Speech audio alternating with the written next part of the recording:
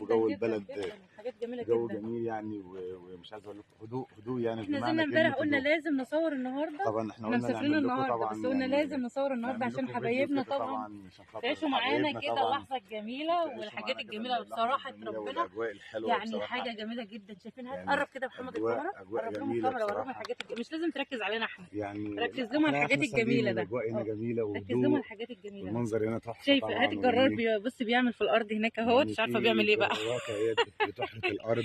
بتحرط اه معرفش بتحرث بقى، هي الارض نازله طبعا. في الارض كده في الضرب بتعمل ايه. بقى الناس بقى زرع غله هنا بقى، وزرع اه برسيم دي طبعا. برسيم اللي هناك دي غله. اه وزارعين اه بقى حاجات هنا طبعا اهوت دي يعني. فاصوليا باين الحاجه اللي بتنزرع وفاصوليا التانية. وفاصوليا بقى وكده وحاجات من دي. طبعا لما الغله ان شاء وطبعا الله ان شاء الله يعني باذن الله، بس هي لسه دلوقتي لما تيجي تنعمل هننزل برضو نصور لكم ان شاء باذن الله الله. ننزل تاني احنا وتالت مع كده بعض ان مع شاء بعض الله ان شاء الله، هنصوروا ننزل تاني نصور لكم وهنوريكم دايما برضو. كده هي لسه اجواء قرب كده يا البلد على محمد، طول قرب يعني.